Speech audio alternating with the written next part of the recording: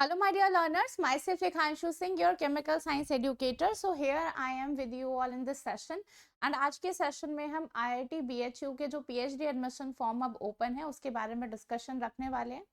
इस सेशन में मैं आपको सारी चीज़ें बताऊंगी कि कैसे अगर आप लोगों का नेट JRF है तो आप IIT BHU का PhD का फॉर्म फिल कर सकते हैं। अगर आपके पास JRF नहीं है तो भी आप भर सकते हैं, तो भी आप एलिजिबल हैं। अगर आपके पास गेट स्कोर है फिर भी आप भर सकते हैं। तो व्हाट आर द वेज कि जिसके थ्रू आप ये जो फॉर्म है ये फिल कर सकते हैं। साथ ही साथ इंस्टीट्यूट असिस्टेंटशिप भी है। तो वो सारे फैक्टर्स पे हम बात कर लेंगे। साथ ही साथ जो लोग हमारे पार्ट टाइम कैंडिडेट्स होते हैं जो ऑलरेडी कहीं ना कहीं वर्किंग है, right, and they also want to enroll, तो IIT BHU वो भी एडमिशन आपको प्रोवाइड करता है for the part time candidates in PhD, right. अच्छा, यहाँ पर इनका एक और प्रोग्राम है that is with the IIT Guwahati, right. तो उसके साथ भी एक कंबाइंड PhD प्रोग्राम है। तो सारे चीज़ों के बारे में मैं इस सेशन में डिटेल में बताने वाली हूँ आप लोगों को। तो आप लोग एक एक चीज़ के बारे में ध्यान से सुन लीजिएगा।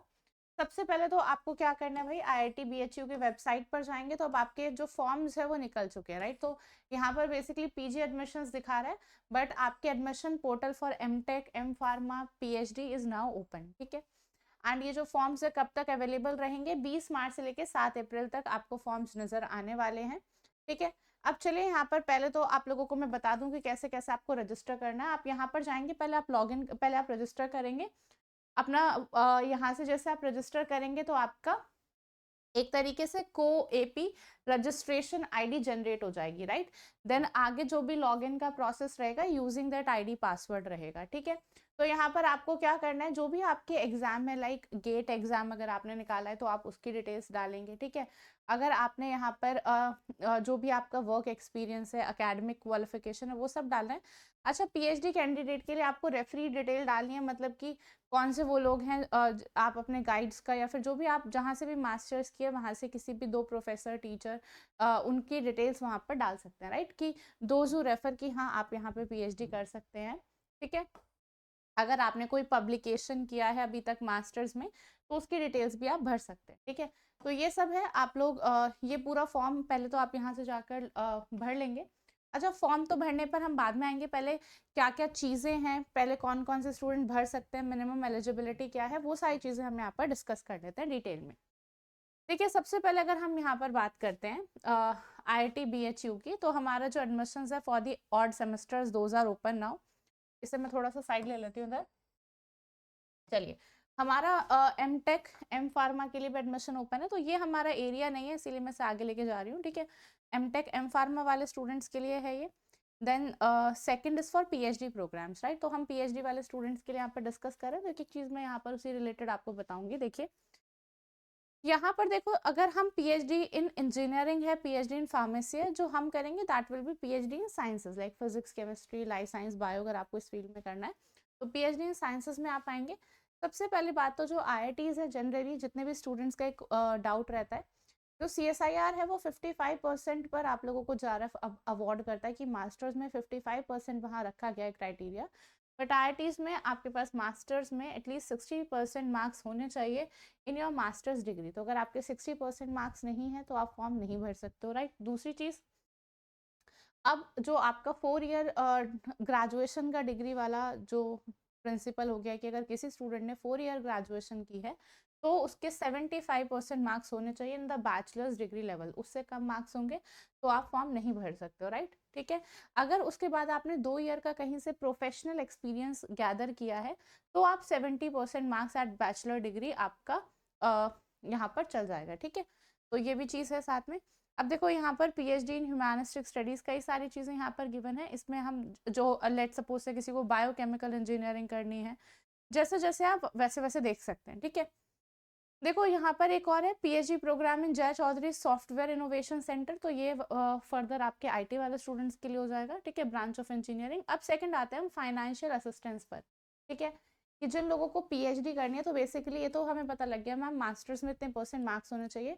बट जैसे कि आप लोग जानते हैं IITs में मास्टर्स में भी 12,000, 11,000, 13,000 इस तरीके से फाइनेंशियल एड प्रोवाइड होती है, राइट, टू द स्टूडेंट्स।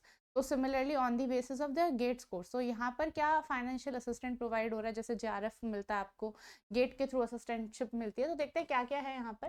तो यहाँ पर लिखा है देखो, फाइनेंशियल असिस्टेंस मिलेगी in the form of institute assistantships is available to the students admitted to PhD program under full-time regular registration category.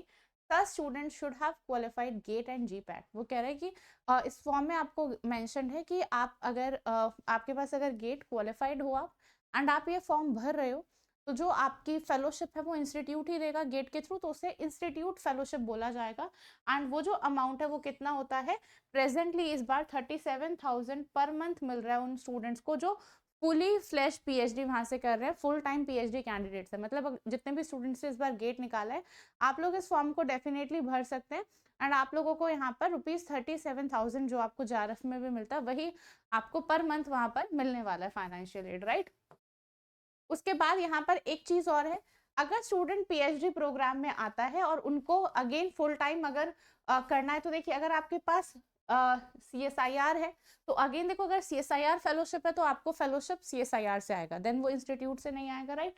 And यहाँ पर डिपार्टमेंट ऑफ ह्यूमैनिस्टिक स्टडीज के लिए भी बोला गया कि नेट LS वाले स्टूडेंट्स भी फॉर्म को भर सकते हैं, राइट। ठीक है, तो उनको भी यहाँ पर असिस्टेंटशिप मिल जाएगी, बट यहाँ पर जो साइंसेस वाले स्टूडेंट्स हैं उनके लिए मेंशन नहीं है नेट LS, राइट। ठीक है, उसके बाद गिवन है for the odd semester of sessions the teaching assistantship of the institute are available for PhD program in each department. इसमें कितने, हर डिपार्टमेंट में कितने कितने स्टूडेंट लिए जाएंगे वो आगे मेंशन्ड है। अच्छा, एक चीज और बता दें, जो असिस्टेंटशिप्स है वो तो मिलेंगी ही, बट यहाँ पर गिवन है कि स्टूडेंट्स को 8 आवर पर वीक की यहाँ पर ड्यूटीज भी लगाई जाएंगी। लाइक होता है ना, आपको मास्टर्स के स्टूडेंट्स की लैब लेनी होती है या फिर उनको कुछ पढ़ाना होता है, कोई लेक्चर देना होता है, तो 8 आवर्स पर वीक वहाँ पर इंस्टीट्यूट आपको फेलोशिप तो देता ही है, बट 8 आवर्स पर वीक वहाँ पे आपको कुछ ना कुछ असिस्टेंटशिप टीचिंग में देनी पड़ती है। ठीक है, चलिए, यूजिंग आप अब नेशनल लेवल स्कॉलरशिप्स को भी यूज कर सकते हैं, जैसे कि आपकी UGC की हो गई, CSIR की हो गई, DST इंस्पायर हो गई, तो आप ये सारी फेलोशिप्स अवेलेबल है। ऐसा नहीं है कि अगर आपने CSIR है, DST इंस्पायर स्टूडेंट है तो आपको नहीं मिलेगी। अगर ये सारी आपके पास है तो आप यहाँ पर इजीली एनरोल कर सकते हैं, again on the basis of these fellowships also, right. अब दूसरा होता है कि हम बात करते हैं, एक सेकेंड, ये तो हमारे फुल टाइम स्पॉन्सर्ड कैंडिडेट्स हो गए। एक टाइम में पार्ट टाइम स्टूडेंट्स का भी बता देती हूँ। देखिए, पार्ट टाइम स्टूडेंट्स भी यहाँ पर फॉर्म भर सकते हैं, but now the condition is कि देखिए यहाँ पर अगर आप ऑलरेडी एम्प्लॉयड हैं किसी और ऑर्गेनाइजेशन के साथ, तो वहाँ पर पहले तो आपको NOC लेकर आना पड़ेगा, राइट।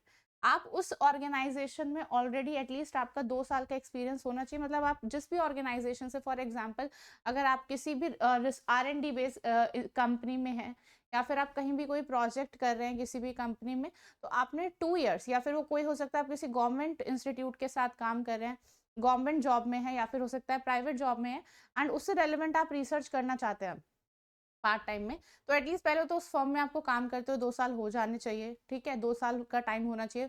दूसरा, आपको उस ऑर्गेनाइजेशन से NOC लाकर देना पड़ेगा। ठीक है, एटलीस्ट 5 इयर्स तक आप वहाँ पर वर्किंग रहें।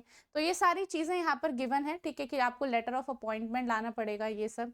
ठीक है, पार्ट टाइम जो PhD प्रोग्राम है वो किस किस को मिल सकता है, जो लोग इंडस्ट्रीज में है, एकेडमिया में, मतलब किसी कॉलेज वगैरह में पढ़ा रहे हैं, गवर्नमेंट जॉब में है, तो आप यहाँ पर पार्ट टाइम में एडमिशन ले सकते हैं, राइट।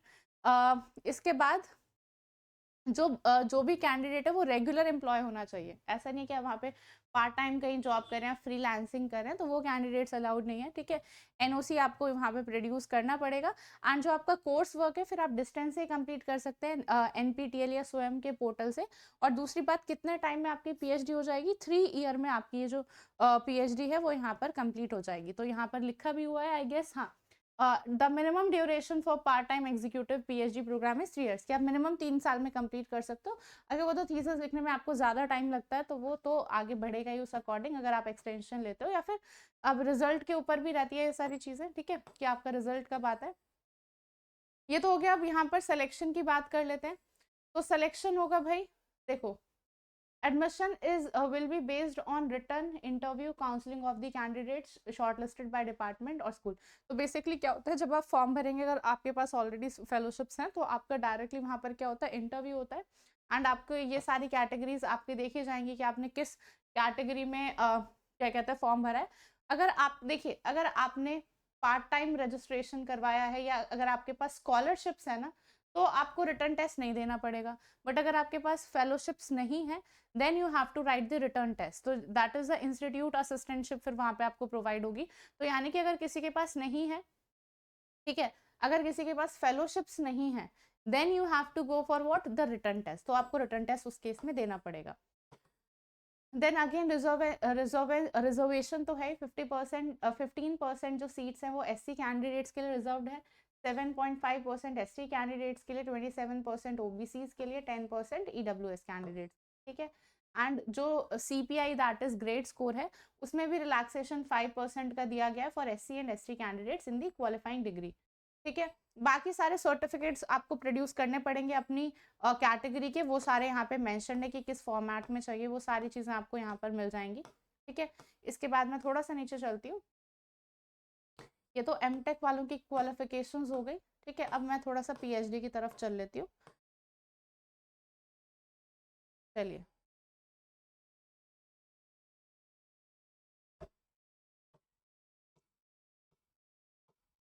ये सारी चीजें आपको यहाँ पर मिल जाएंगी। देखो, एमटेक एम फार्मा की जो सीट्स हैं वो यहाँ पर क्लियरली मेंशन है आप लोगों को।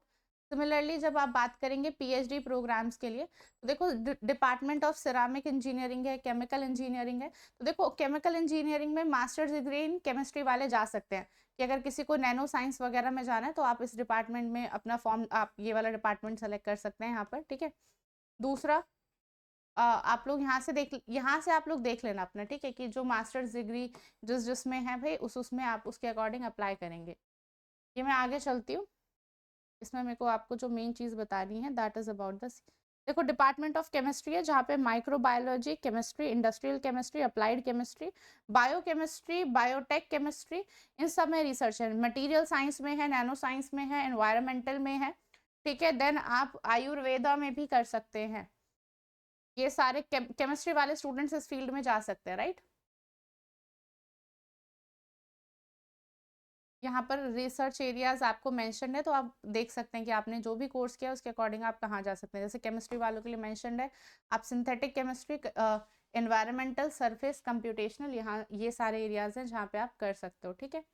और कितने प्रोजेक्ट्स अवेलेबल है, देखो यहाँ पर टीचर के अंडर ऑलरेडी प्रोजेक्ट्स बता रखे हैं ताकि आप वेबसाइट पर जाकर कुछ सर्च कर सकें। जैसे केमिस्ट्री पे अभी 2 प्रोजेक्ट आए हुए हैं, एक तो synthetic ion channel for single molecule protein transport across lipid bilayer है। दूसरा आपके पास ये सेल्फ सपोर्टेड एमओएफ्स के ऊपर ही है, इलेक्ट्रोड्स फॉर इलेक्ट्रोकेमिकल, ये आपका फिजिकल बेस्ड है, बेसिकली फिजिकल केमिस्ट्री बेस्ड, ठीक है। एंड दूसरा वाला आपका आयन चैनल बेस्ड है, ठीक है। तो ये 2 आपके प्रोजेक्ट्स अभी आए हुए हैं, तो इसमें 2 सीट है, एक में 1 सीट है। तो ये भी आपको बता रखा है कि हाँ, अगर किसी को प्रोजेक्ट में लेना हो तो कितने, तो देखिए कितने अवेलेबल है असिस्टेंटशिप के लिए जो पोस्ट है, दैट इज 15। तो 15 पोस्ट आपको केमिस्ट्री में मिल जाएंगे, तो यानी कि अच्छी अपॉर्चुनिटी है। आप लोग जरूर इस फॉर्म को फिल कर देना, ठीक है। एंड किसी को फिर भी कोई डाउट आ रहा है, फिजिक्स में 25 अच्छी खासी पोस्ट आई हुई है, ठीक है, आप लोग अप्लाई करें। 4 सीट्स, यहाँ पर सब कुछ each and everything is mentioned, आप यहाँ से देख सकते हैं। चलिए, तो आई गेस मैंने वैसे सारी चीज़ें यहाँ कवर कर दी है। फॉर्म की डेडलाइन, फॉर्म ऑलरेडी ओपन हो चुका है, 7 अप्रैल तक आपको फॉर्म भर देना है, ठीक है। एंड अगर आपके पास फेलोशिप्स नहीं है, have to give the written. अगर फेलोशिप्स है तो then it will be a direct interview based scene, right.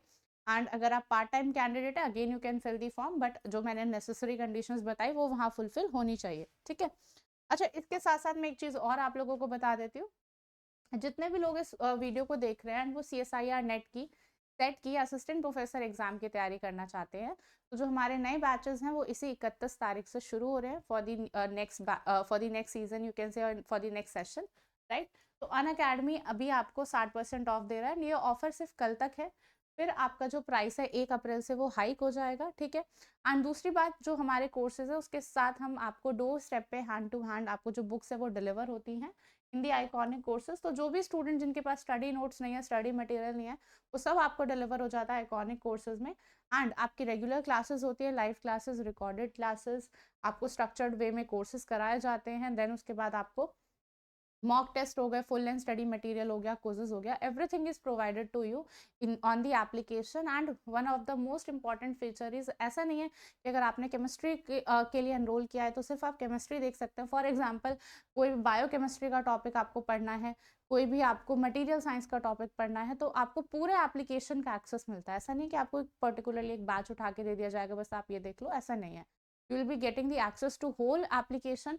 आप CSIR नेट में फॉर एग्जांपल कोई मैथ्स का आपको कोई लैग्रांजेस थ्योरम, कुछ भी आपको कोई थ्योरम समझना है, कुछ भी समझना है, पूरे CSIR नेट में फिजिक्स में कई, लेट सपोज से आपको कोई भी ऐसा टॉपिक है आपके जेनरिक सब्जेक्ट में जो आ रहा है and it is related to somewhat physics, so you can scroll all the like complete CSIR NET courses कि अगर आपको कहीं से भी कुछ पढ़ना है, जनरल एप्टीट्यूड करना है, you will get the full access, right. और सारा कंटेंट भी आपको सॉफ्ट कॉपी के फॉर्म में अवेलेबल होगा, मॉक टेस्ट, क्विजेस, सब कुछ उसी में ही मिल जाएगा। अलग अलग से सब्सक्रिप्शन लेने की जरूरत नहीं है कि मॉक टेस्ट आप अलग ले रहे हो, क्विज आप अलग ले रहे हो। तो आई can say that it is a very reasonable thing. And एक बार तो just you have to enroll, उसके बाद तो अगर आपका सिलेक्शन हो जाता है तो 37,000 आप लोग देख सकते हैं कितने अच्छे अमाउंट में आपको फेलोशिप्स मिलती है। तो just start your preparation if you have not, and you can use the code LAKE10। इस कोड से आपको मैक्सिमम डिस्काउंट मिलेगा, that is 60% of in all the courses, right, in the CSIR courses. तो जो भी स्टूडेंट यहाँ पे present है जिन्होंने अभी तक तैयारी शुरू नहीं किया and they want to prepare, तो they can start the preparation.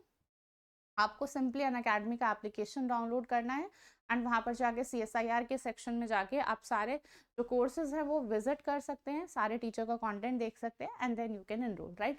कल से आपके न्यू बैचेस स्टार्ट हो रहे हैं। तो दैट इज इट। किसी को भी यहाँ पर अगर कोई इशू आया हो तो आप लोग मुझे इस वीडियो के कॉमेंट सेक्शन में ज़रूर बता देना, ठीक है। And that is it for the session. So forms open हो गए, go out and do register, okay. Thank you so much. Myself Rekhanshu Singh, signing off for the day. Wish you all the luck.